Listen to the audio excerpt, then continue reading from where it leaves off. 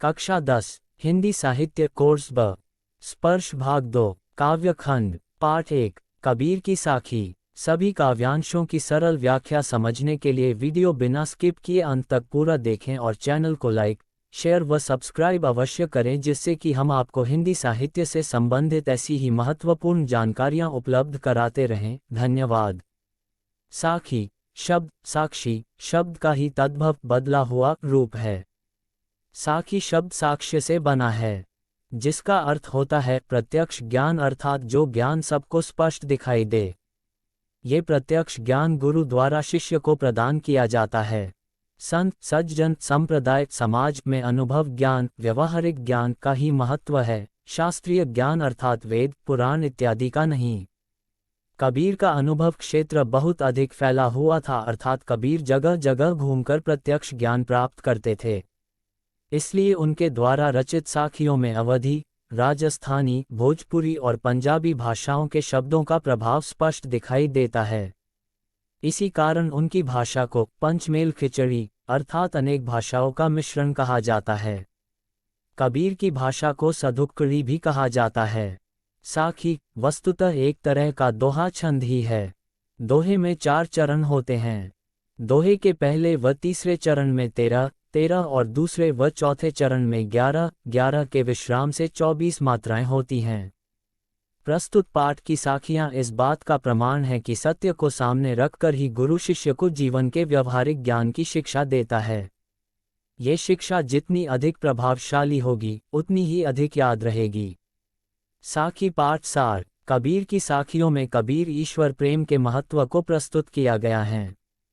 पहली साखी में कबीर मीठी भाषा का प्रयोग करने की सलाह देते हैं ताकि दूसरों को सुख और अपने तन को शीतलता प्राप्त हो। दूसरी साखी में कबीर ईश्वर को मंदिरों और तीर्थों में ढूंढने के बजाय अपने मन में ढूंढने की सलाह देते हैं। तीसरी साखी में कबीर ने अहंकार और ईश्वर को एक दूसरे से विपरीत उल्टा बताया है। चौथी साखी में कबीर कहते हैं कि प्रभु को पाने की आशा उनको संसार के लोगों से अलग करती है। पांचवी साखी में कबीर कहते हैं कि ईश्वर के वियोग में कोई व्यक्ति जीवित नहीं रह सकता, अगर रहता भी है तो उसकी स्थिति पागलों जैसी हो जाती है। छठी साखी में कबीर निंदा करने वालों को हमारे स्वभाव परिवर्तन में मुख्य मानते हैं। सातवीं साखी में कबीर ईश्वर प्रेम के अक्षर का ज्ञान रखने वाले व्यक्ति को पंडित बताते हैं और अंतिम साखी में कबीर कहते हैं कि यदि ज्ञान प्राप्त करना है तो मोह माया का त्याग करना पड़ेगा। साखी पाठ की व्याख्या।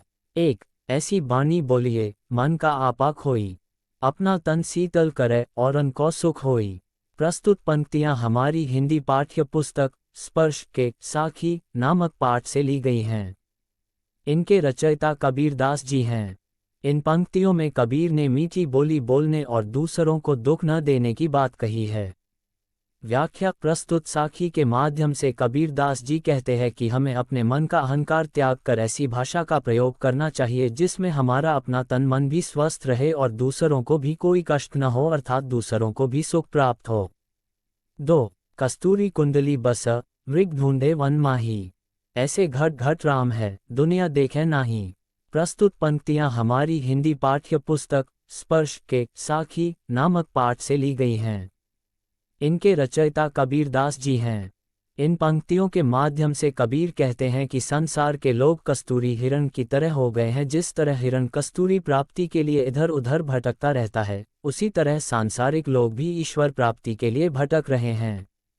व्याख्या। प्रस्तुत साखी के माध्यम से कबीरदास जी कहते हैं कि जिस प्रकार एक कस्तूरी हिरण कस्तूरी की खुशबू को जंगलों में ढूंढता फिरता है, जबकि वह सुगंध तो उसी की नाभि में विद्यमान होती है परंतु वह इस बात से बेखबर होता है, उसी प्रकार संसार के कण कण में ईश्वर विद्यमान है और मनुष्य इस बात से बेखबर होकर ईश्वर को देवालयों और तीर्थों में ढूंढता है। कबीर जी कहते हैं कि अगर ईश्वर को ढूंढना ही है तो अपने मन में ढूंढो। 3 जब मैं था तब हरि नहीं, अब हरि है मैं नाही। सब अंधियारा मिटी गया, जब दीपक देखा माही। प्रस्तुत पंक्तियां हमारी हिंदी पाठ्य पुस्तक स्पर्श के साखी नामक पाठ से ली गई हैं। इनके रचयिता कबीरदास जी हैं। इन पंक्तियों में कबीर जी मन में अहम या अहंकार के मिट जाने के बाद मन में परमेश्वर के वास होने की बात कहते हैं।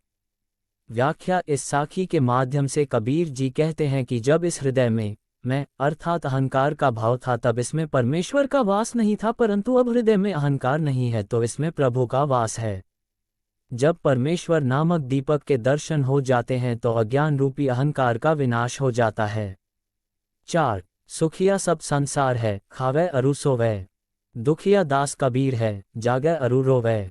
प्रस्तुत पंक्तियां हमारी हिंदी पाठ्य पुस्तक स्पर्श के साखी नामक पाठ से ली गई हैं। इनके रचयिता कबीरदास जी हैं। इन पंक्तियों में बताया गया है कि कबीर जी अज्ञान रूपी अंधकार में सोए हुए मनुष्यों को देखकर दुखी हैं और रो रहे हैं। व्याख्या। कबीर जी कहते हैं कि संसार के लोग अज्ञान रूपी अंधकार में डूबे हुए हैं, अपनी मृत्यु आदि से भी अनजान होकर सोए हुए हैं। ये सब देखकर कबीर दुखी हैं और वे रो रहे हैं।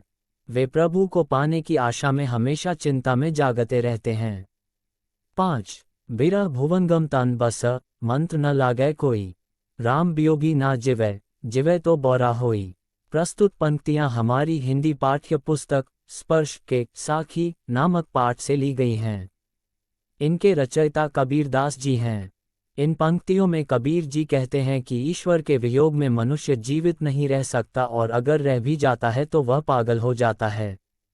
व्याख्या। कबीरदास जी कहते हैं कि जब मनुष्य के मन में अपनों के बिछड़ने का गम सांप बनकर लौटने लगता है तो उस पर न कोई मंत्र असर करता है और न ही कोई दवा असर करती है।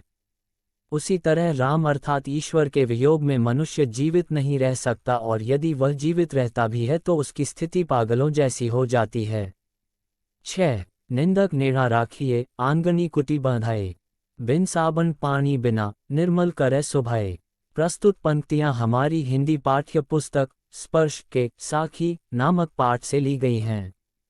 इनके रचयिता कबीरदास जी हैं। इन पंक्तियों में कबीरदास जी निंदा, चुगली या बुराई करने वाले व्यक्तियों को अपने पास रखने की सलाह देते हैं ताकि आपके स्वभाव में सकारात्मक परिवर्तन आ सके।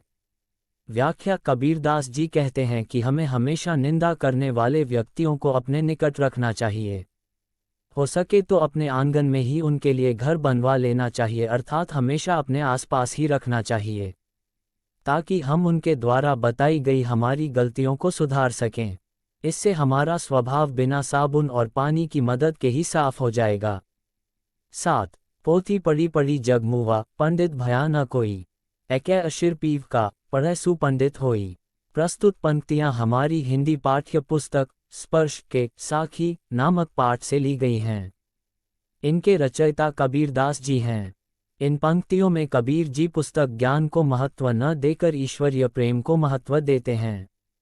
व्याख्या। कबीर जी कहते हैं कि इस संसार में मोटी मोटी पुस्तकें किताबें पढ़कर कई मनुष्य मर गए परंतु कोई भी मनुष्य पंडित ज्ञानी नहीं बन सका।